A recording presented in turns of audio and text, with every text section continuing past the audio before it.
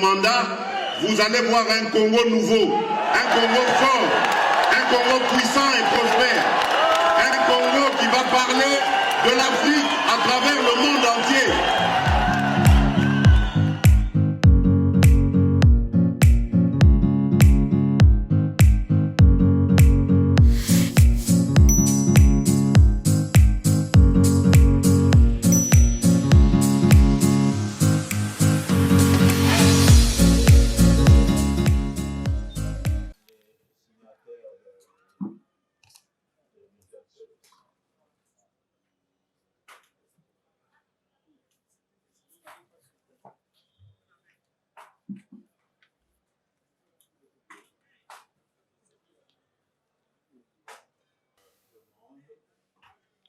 Un peu poser une question d'ensemble au peuple, parce que elle sait que vous avez retiré au niveau européen, vous avez retiré les pièces du dossier, si pas hier, avant-hier, etc. Nous sommes dans les pièces, dans le dossier des pièces. Vous avez, honorable, affirmé votre nationalité congolaise sans mâcher, congolais d'origine. Mais en examinant le dossier des pièces, la juridiction est en train de se rendre compte que vous êtes de nationalité congolaise, mais vous avez une âme presque rwandaise, en ce sens que l'esprit est ailleurs au Congo. Nous allons vous donner les pièces, l'inventaire de toutes les pièces susceptibles d'amener la juridiction à cette conclusion. Et vous allez réagir de manière globale. Peut-être nous allons revenir à la fois prochaine, à l'audience prochaine, puis nous allons revenir avec en détail. Vous prenez, par exemple, la pièce numéro 3 contenue dans la sous-farde 2 en votre possession. Vous avez les pièces.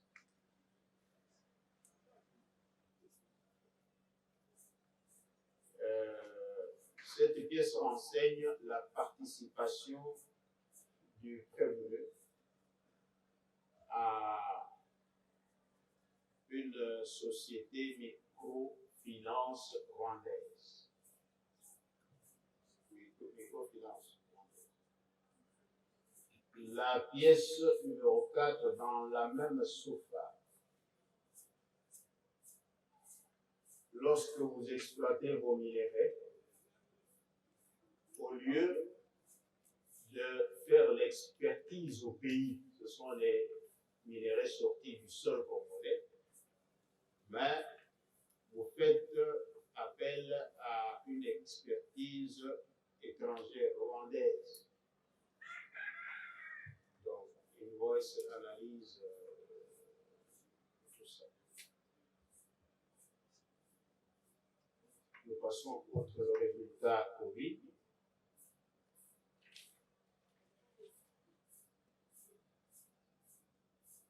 La pièce côté 10 dans la même sous-farde.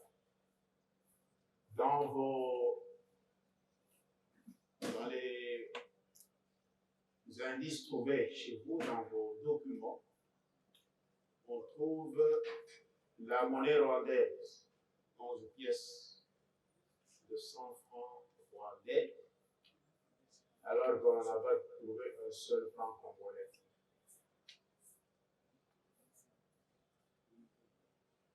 Dans la pièce côté 13, dans la même sous-farde, il y a un acte de déclaration de cession d'une concession d'un immeuble situé à Kigali, au Rwanda.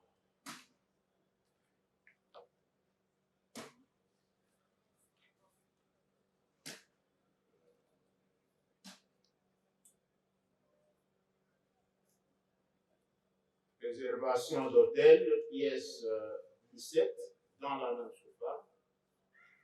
Réservation d'hôtel au Rwanda. Pièce côté 19. Il y a un certificat de résidence accordé à Madame Umubera Mangachuchu. Le certificat de résidence au Rwanda.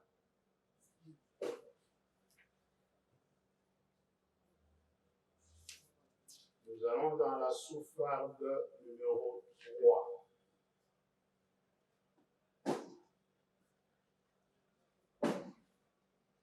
Sous-farde numéro 3. Allez, vous pouvez vous asseoir.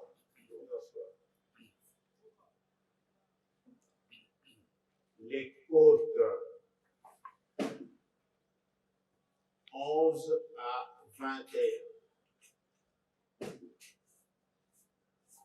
Ces côtes-là renseignent qu'il y a un rapport des ventes des billets rwandais de la compagnie rwandaise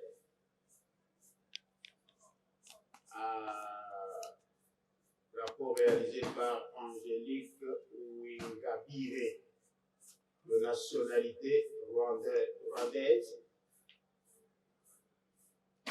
qui a même donné son CV. Vous êtes congolais, vous recevez le rapport d'activité d'une société installée au Rwanda par une rwandaise. Les côtes 22 à 29. C'est le compte rendu des réunions de Rwanda Express avec les staffs et le personnel.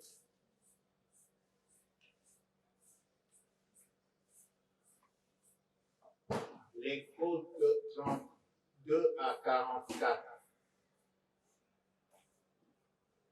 Vous êtes congolais, et voilà qu'on vous donne, on vous envoie un jugement d'une juridiction populaire appelée Gakaka. Gachacha au Rwanda, dans le secteur de Mubanga, district de Kagongi. Les côtes 45 à 48. Il y a 3 photocopies des passeports rwandais.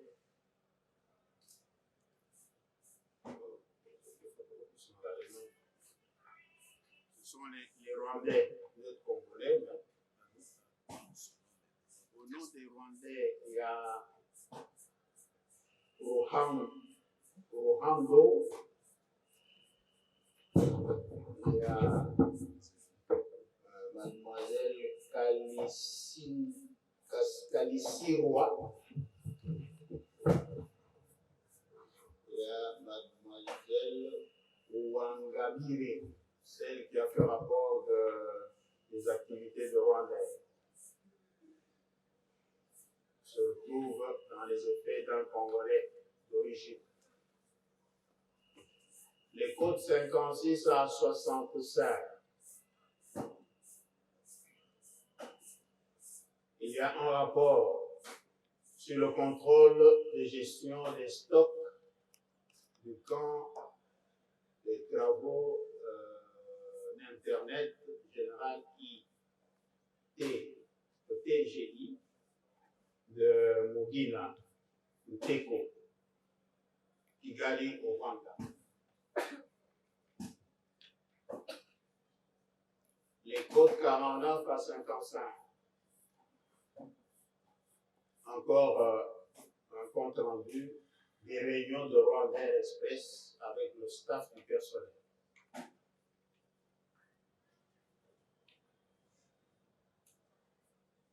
Les côtes 66-67.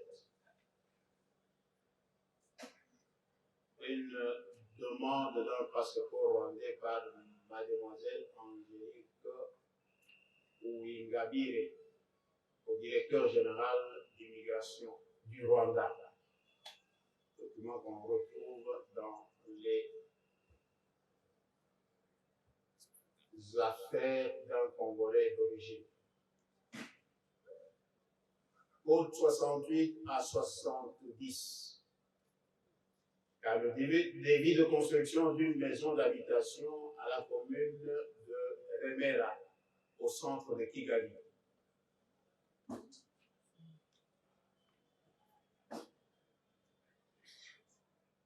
« 71-72 demande d'un permis de conduire rwandais.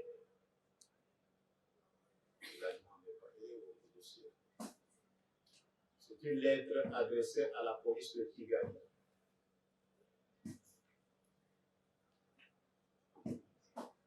Code 73 à 74, un contrat de construction à la commune de Kemera, entre Uingabire, Angélique, et Asibeza Alexandre, des Rwandais qui font le contrat, mais le contrat se retrouve dans les documents, dans les affaires du Congolais, député national congolais. Code 80-82. Il y a un mariage coutumier civil organisé à la maison communale de Nyarugenge à Kigali. Réception au restaurant de Kigali. Bon, nous nous arrêtons là parce que le temps presse. Voilà, il y a encore d'autres pièces. Prenez seulement note de toutes ces. Pour la prochaine audience, nous allons en débattre. Comme ça, vous allez vous préparer en conséquence. Ce sont des histoires qui font un peu tiquer là. Voilà. Maintenant, nous vous donnons l'occasion de développer votre demande avant de clôturer comme ça. Nous allons répondre. Vous avez la parole. Le collectif de la défense a reçu mandat de leurs clients pour pouvoir vous adresser une demande de mise en liberté provisoire. Chacun des collectifs a individuellement écrit et nous croyons que tous les écrits, au moins l'essentiel, se trouvent dans le dossier.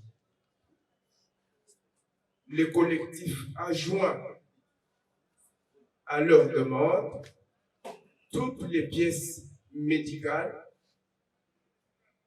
tirées du centre médical de Kinshasa, SEMCA. Pourquoi nous insistons sur ça? Parce que l'on reviendra avec l'adage actori incubit probatio. Voilà pourquoi nous avons déjà joint à la demande toutes les pièces nécessaires qui démontrent toutes nos allégations. Alors pourquoi nous demandons la liberté provisoire pour notre client? La raison est très simple, c'est pour des raisons humanitaires. Notre client est sérieusement malade. Sa maladie n'a pas commencé maintenant, il a des antécédents médicaux, pathologiques. Il est de l'Assemblée nationale et l'Assemblée nationale est affiliée au SEMCA et le SEMCA détient tous les dossiers. Et donc, ce que nous disons ici, ce n'est pas de l'invention. À un moment donné, notre client, en 2019, il a eu un problème de cœur, un problème cardiaque.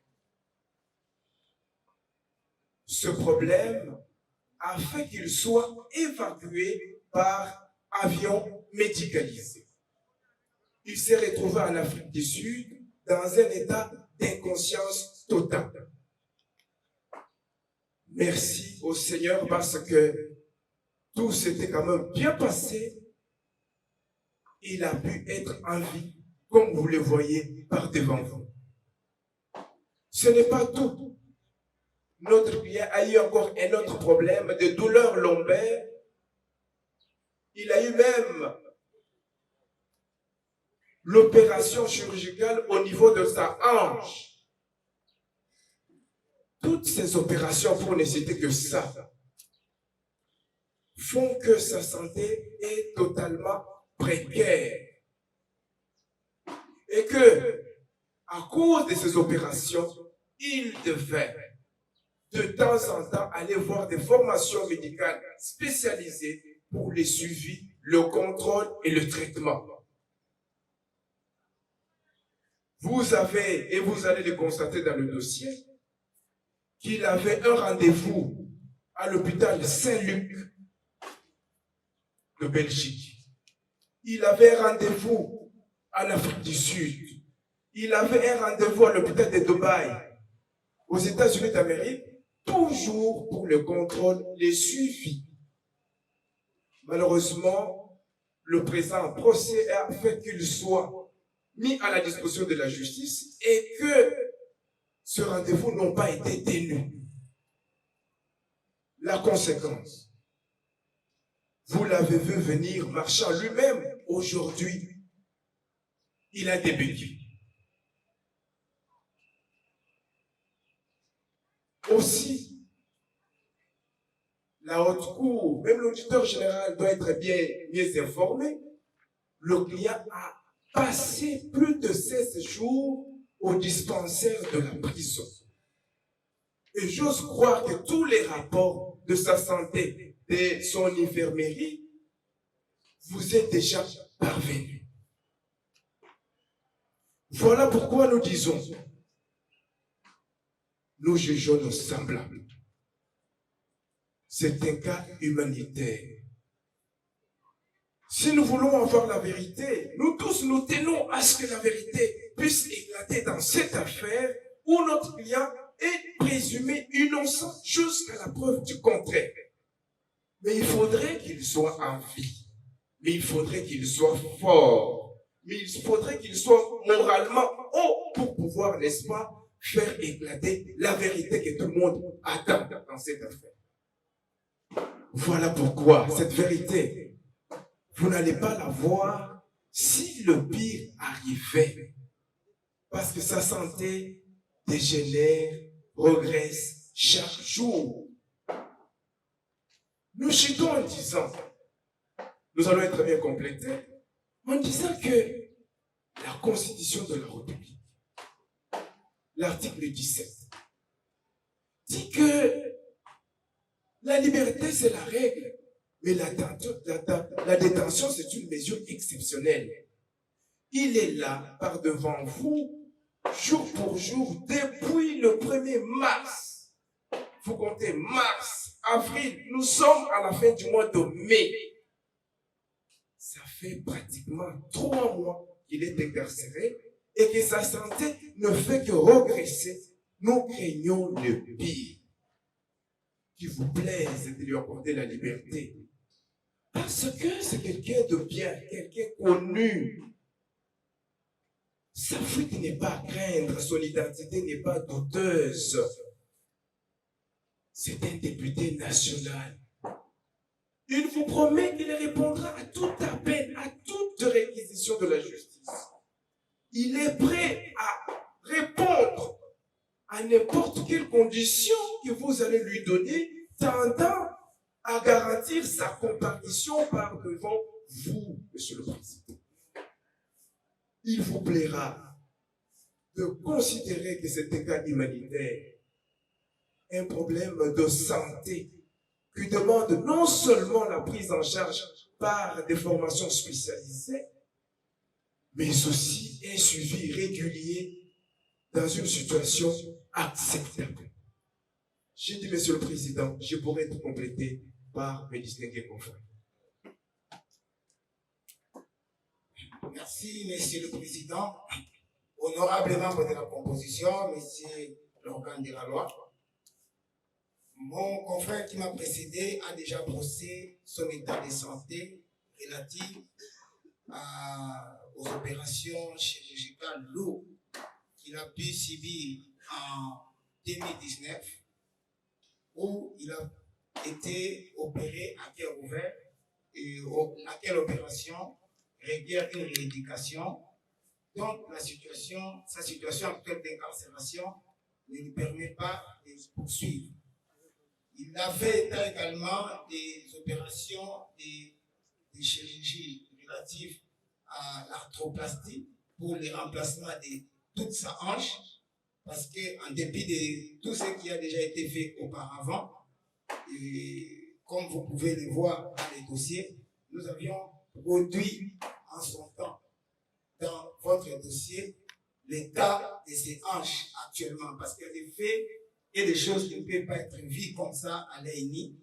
Donc ce n'est pas un montage, parce que ces clichés que vous voyez peuvent être retrouvés au niveau des CMK qu'il a pris et qui a donc conseillé en son temps une opération chirurgicale dont il vient de rater le 27 mars, parce qu'il a été pris le 1er mars bien avant d'aller répondre à son invitation à Dubaï, où tout a été déjà réservé. Nous avons versé les pièces au dossier. Monsieur le Président, qu'à cela ne tienne, notre client est un patient qui a des antécédents sur les plans, disons qu'on peut considérer comme étant hypertendu, chronique. Et vous savez, comme moi, les aspérités de la prison ou d'une vie carcérale ne permettent pas à ce que non seulement il puisse jouir de soins appropriés, mais aussi sont des facteurs aggravant plutôt sa situation sanitaire et notamment son état d'hypertension. Et au moment où nous vous parlons, nous les demandons pourquoi. Parce que nous sommes fondés en droit de pouvoir les solliciter.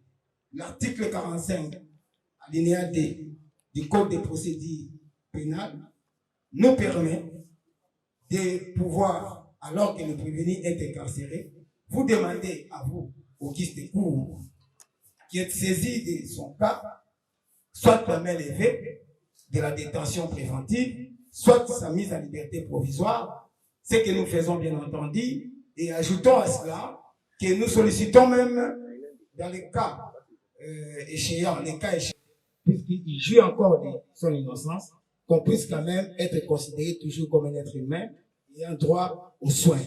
Mais il n'y a pas que cet article. Nous avons également fait recours à l'article 60, alinéa 1er de la loi qui régit la matière pénitentiaire, qui veut que lorsqu'un prévenu, l'article libellé ainsi de l'ordonnance numéro 344 du 17 septembre 1965 relatif au régime pénitentiaire dispose ce qui suit. Si le médecin estime qu'en raison de la gravité de la maladie, il est impossible de soigner les détenus dans la prison, le camp de détention ou la maison d'arrêt, celui-ci est conduit à la formation médicale ou hospitalière la plus proche. Elle va vous départager par son arrêt à l'audience prochaine. Là, il était l'audience le vendredi. Comme ça, il aura le temps de vous lire vos notes.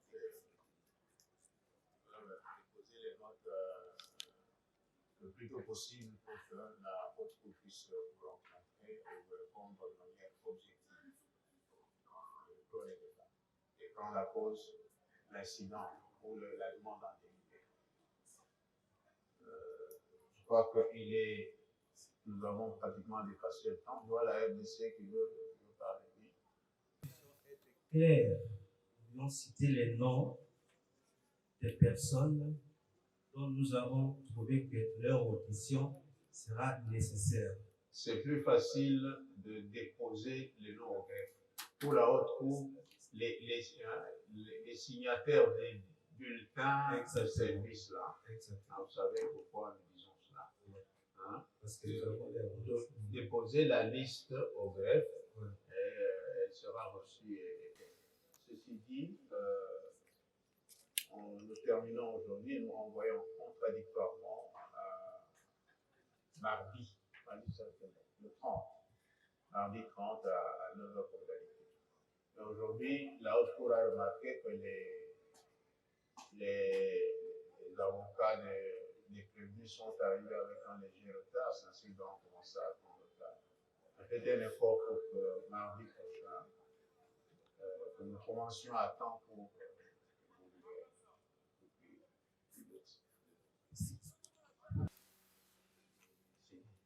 ok. Il n'y a plus rien au rôle aujourd'hui. La séance est levée.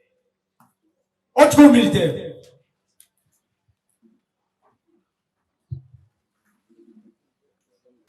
Gardez, off, portez, armée.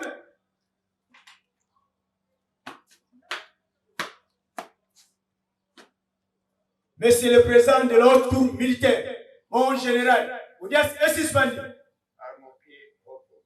Avancez le mon général.